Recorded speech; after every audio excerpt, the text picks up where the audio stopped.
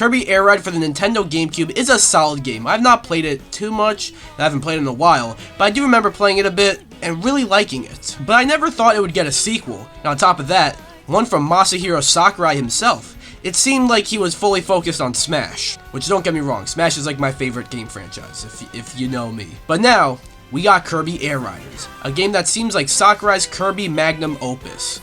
And after playing it myself, while it's definitely not perfect, Kirby Air Riders is just too much fun. But let's talk about it. Hi guys, MiiKcast here, reviewing today Kirby Air Riders. And before we get started, you know what to do. Be sure to like this video, subscribe, and hit the bell, leave a comment, or I will make you implode.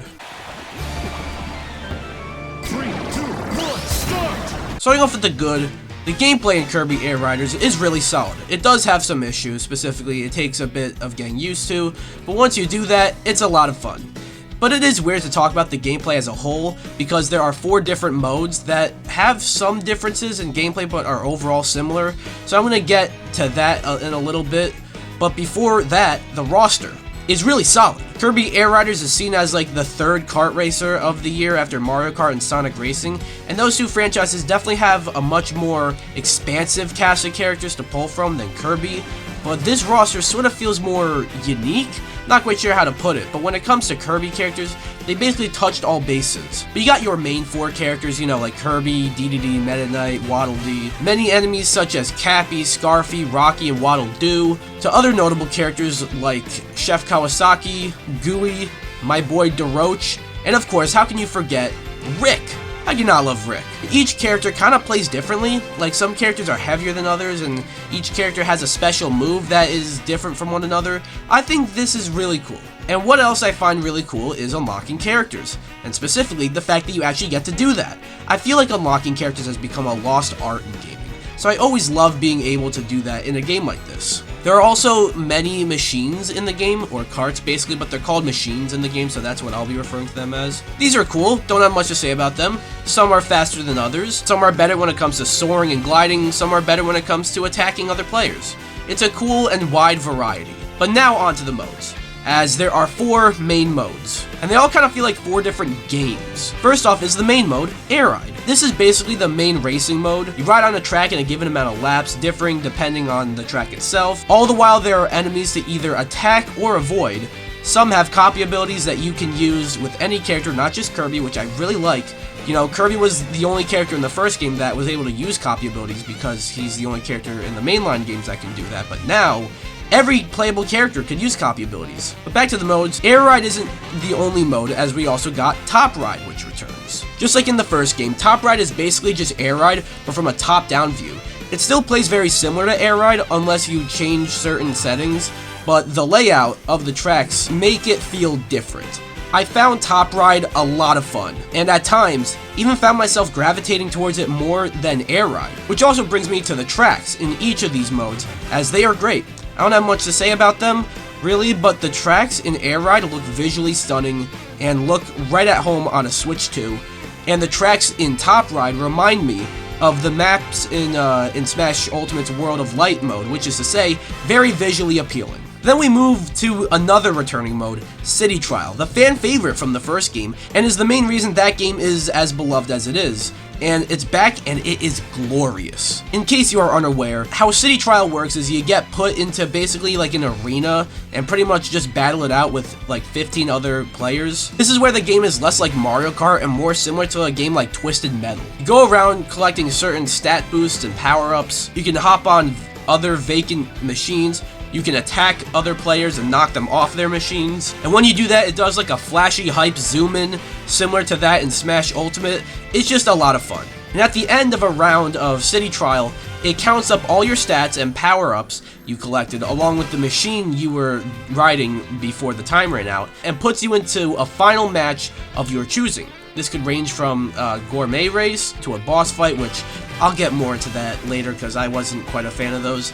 But there's also like flying to a target and seeing who scores the highest number, to a simple race, to seeing who can beat the most enemies, so on and so forth.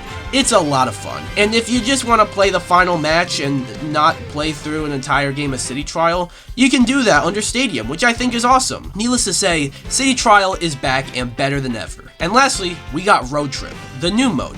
This mode acts as the story mode for Kirby Air Riders. How it works is, it almost feels like an arcade mode, or more appropriately Smash's classic mode, but longer and broken up by cutscenes. There's 11 stages, and on each stage, you play as a character on the road and ride up to 3 other riders, and each of them have a specific thing, like a round of air ride, or a round of top ride, or one of the options in the stadium for city trial.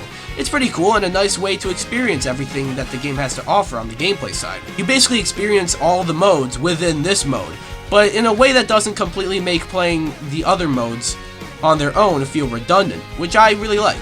Not to mention, there's a lot of cutscenes in this mode, and I mean a lot of them. In a lot of ways, Road Trip is very similar to World of Light, but in that, you didn't get a whole lot of cutscenes. You had the one at the beginning, the one in the middle, and then the one at the end. But in Road Trip, there's basically a cutscene that plays in every chapter, and they all look really cool. I got some issues with Road Trip though, but overall, I really enjoyed it. So those are the main modes in Kirby Air Riders, but then there's online. Every Switch 2 game that I've reviewed that has online is pretty solid online. I remember the online for Mario Kart World was pretty good in terms of like connections and all that, and that was basically DragX Drive's one saving grace. And as for Kirby Air Riders, I'm happy to report that this game's online is also really solid. Finding enough players to get into a match takes a little long. That was frustrating, but other than that, like after you get in, it's super smooth. I've never gotten a disconnect. 3 of the 4 modes are playable online. The one not being playable being Road Trip, and to be fair, I don't know how that would work online. So Air Ride, Top Ride, and City Trial are all playable online, and they're a lot of fun, especially City Trial. You can also do Paddock, which is basically your own private lobby, or your arena if we're comparing it to Smash Ultimate, and even Spectate mode is here. As for other things I like about Kirby Air Riders, there's rule sets for each mode. Each track in Air Ride and Top Ride have a set number of laps, but you can customize it so you can have more or less laps, or make it timed, and whoever is in first place when the time runs out wins. Pretty cool.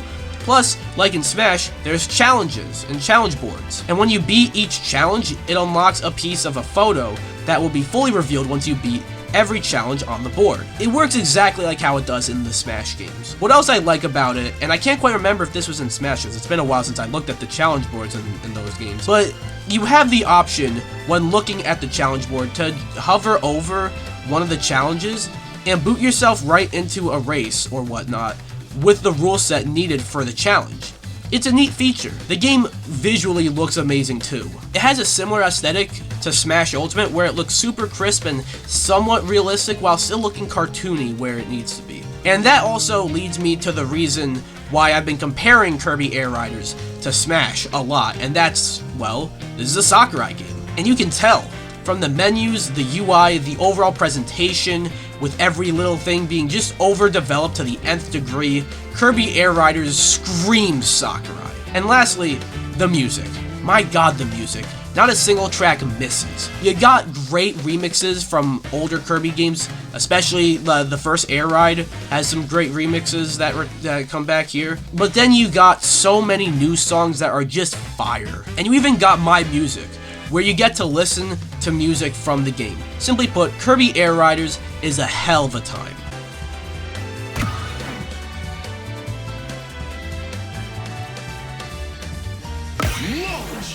Moving on to the mixed, one thing is something I briefly alluded to earlier, and that's the controls take a bit of getting used to.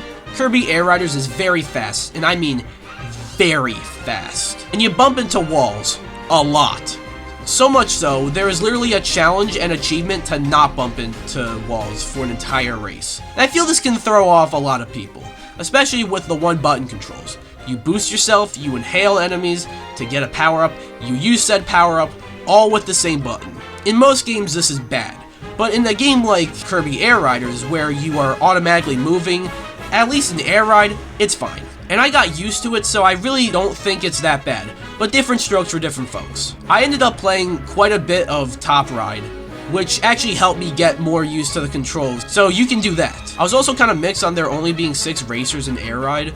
I felt like they could have easily thrown in maybe 2 more, but Sakurai stopped at 6. It's in the mix though, because after playing Air Ride, that mode is chaotic enough with 6 players. and all the other stuff going on in the track with all the enemies and whatnot, so I get it.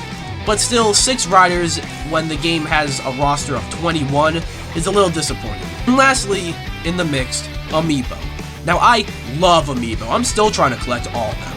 But here's the thing about the Amiibo in Kirby Air Riders. Their functionality is the same as that of Smash Ultimate and Smash 4, where you scan them and you train them to become ultra powerful. That's not inherently a bad thing. I actually really enjoy training Amiibos in Smash. The problem here is there already exist Kirby Amiibos, like the ones from Smash and the ones that came out with Planet Robobot, and I scanned them, and they gave me a skin and some other rewards, which, don't get me wrong, that's really neat. You know, it's pretty cool to unlock a color, you know.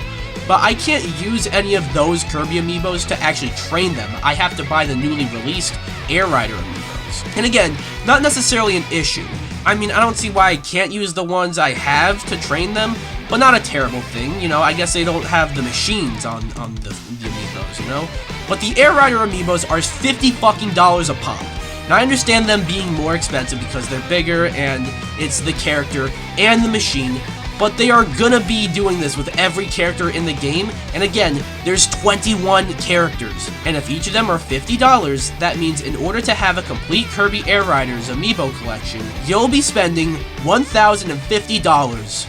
Now, to be fair, this is more of a discussion on Nintendo's horrible pricing and just the overpriced Amiibos, as opposed to something that Kirby Air Riders does particularly wrong, but it is frustrating, and it's only under mixed because of all that, and also it's totally optional. I don't see my time with Kirby Air Riders as an incomplete experience because I didn't use the Amiibos, which I haven't. I'll wait for them to go on sale, because you know no one's going to buy them, and they're just going to end up on clearance. But I'm still criticizing this.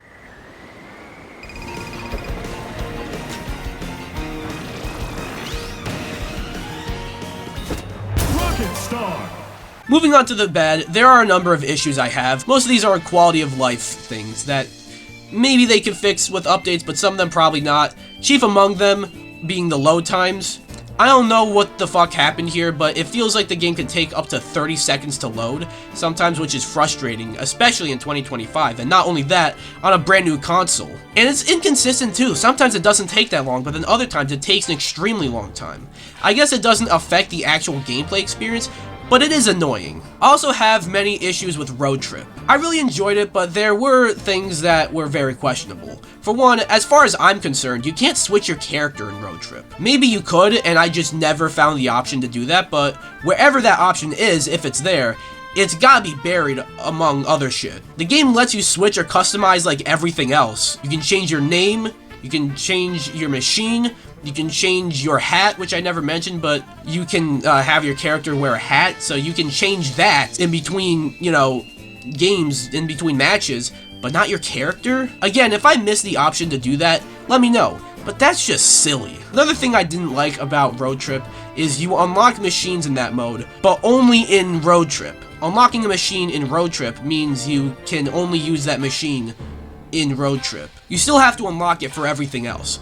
I get Road Trip is kind of like its own thing, sort of like World of Light from Smash Ultimate, where you start with one character and you have to unlock everyone else. And it kind of works similarly here, where you start with one machine and you have to unlock all the other machines. But with World of Light, whenever you unlock said character in the mode in World of Light, you unlock that character in the base game. I just wish that would happen in Kirby Air Riders with the machines. Another thing about Road Trip that annoyed me is if you do one of the matches, but then realize it's not going well, and you want to, like, you know, try one of the other matches, one of the other options, you can't do that. You can't quit and pick a different match. I actually don't think this is terrible on the surface, but the issue here is that you can't quit back to the selection, but you can quit by restarting the whole chapter. That's like the option it gives you. I'd prefer an option that lets you go back to the selection, or at the very least, lock you in without an option to restart the entire chapter, because I don't know about you, but why the fuck would I ever want to restart the entire chapter if I'm anywhere beyond the first challenge? Another thing about Road Trip I disliked, this isn't really necessarily an issue with Road Trip, but does involve that mode, but I mentioned that there are unlockable characters, which I don't have an issue with. But there is an unlockable character who I won't name because I don't think they were revealed before the game came out. They may be a secret character, so I'll keep the surprise for you if you want to play the game. but you unlock them by beating Road Trip and unlocking the true ending. So I beat Road Trip and didn't unlock the character, and that's because I didn't get the true ending. And if I'm not mistaken, I have to play through Road Trip again through New Game Plus to get the true ending and unlock this character. That's kind of frustrating. I liked Road Trip, but I don't know if I want to play through the entire thing all over again right after beating it the first time liked it. And lastly, there are boss fights in Road Trip and in City Trial, and I did not enjoy them. They are optional in City Trial, unless like everyone else picks them, then you're forced into it. But they kind of force it on you in Road Trip, and I just don't think the control scheme for Kirby Air Riders translates well into boss fights. But hey, that's just me.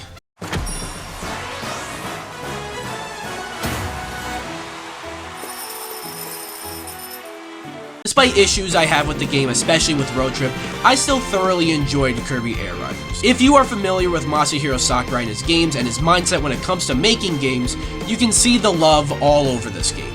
You can tell he was just excited to make a game that wasn't Smash for once. And again, I love Smash. But on top of that, Kirby Air Riders is content-packed. Air Ride, Top Ride, and City Trial are all better than ever, and although it has its faults, I still really enjoyed Road Trip. Simply put, Kirby Air Riders is a game that will absolutely keep you busy. In the end, I give Kirby Air Riders a 9 out of 10. So that's my review for Kirby Air Riders. What do you guys think? Have you guys played the game? Have you guys not played it? You guys like it, not like it? If you haven't played it, do you guys want to play it, not want to play it? Anything about the game, let me know down below. Anyways, be sure to like the video, comment, subscribe, or I will make you implode. Bye!